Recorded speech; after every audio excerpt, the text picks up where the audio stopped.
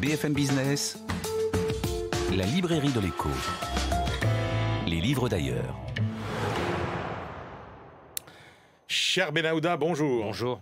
Benahouda, il y a du nouveau du côté des relations gréco-turques.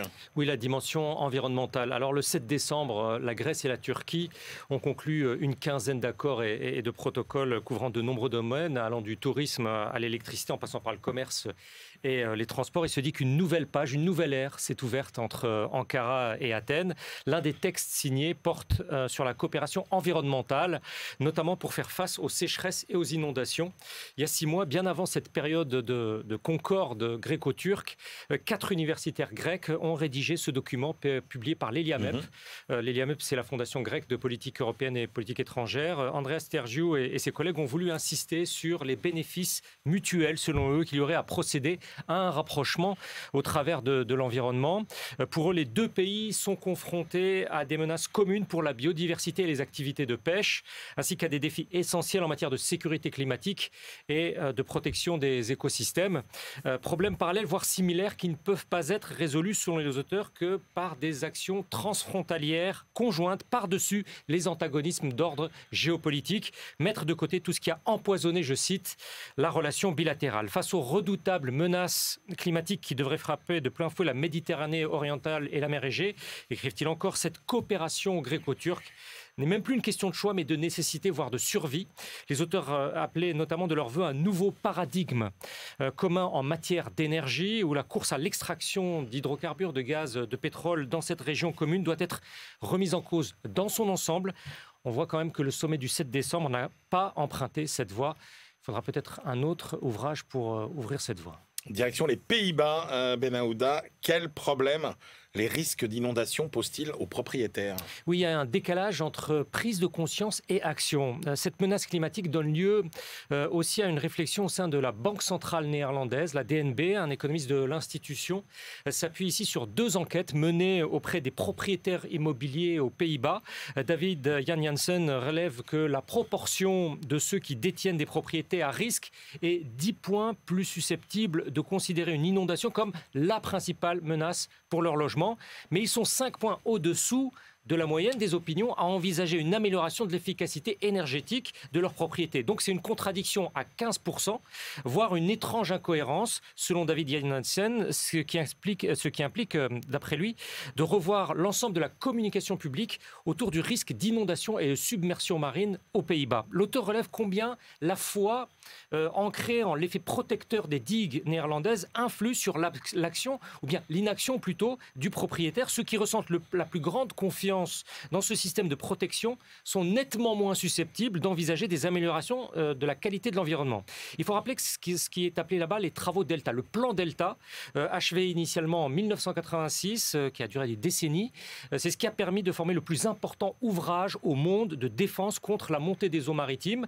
Selon l'agence néerlandaise de l'environnement, 59% du territoire national est vulnérable.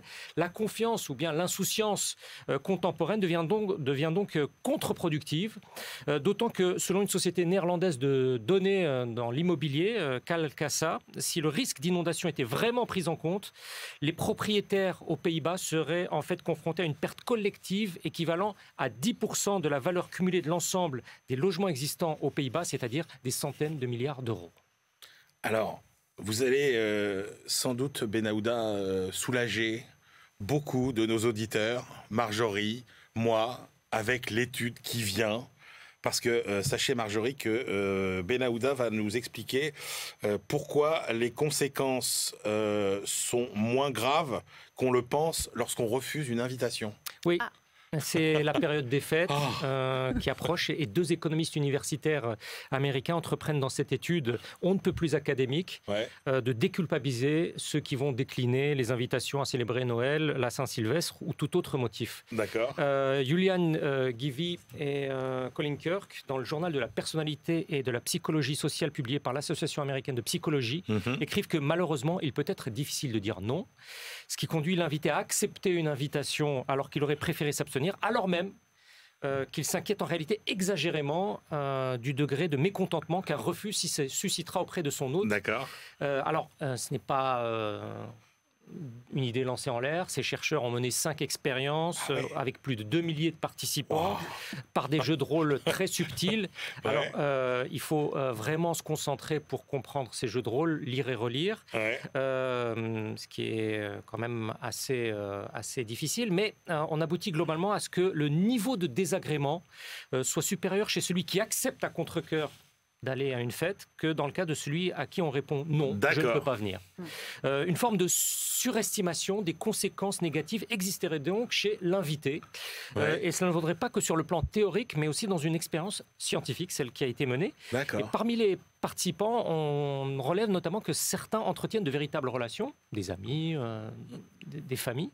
Et d'après les auteurs, les résultats restent similaires, qu'on se connaisse ou qu'on ne se connaisse pas.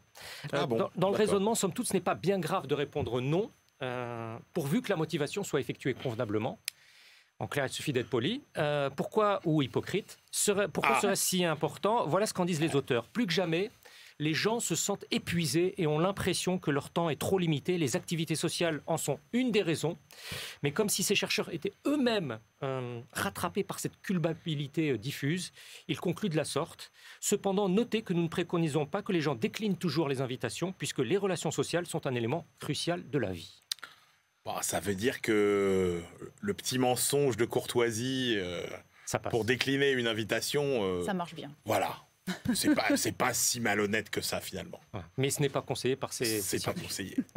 Merci beaucoup, Benaouda, pour cette moisson d'études étonnante, originale, comme d'habitude. Allez, c'est l'heure de nos ultimes choix.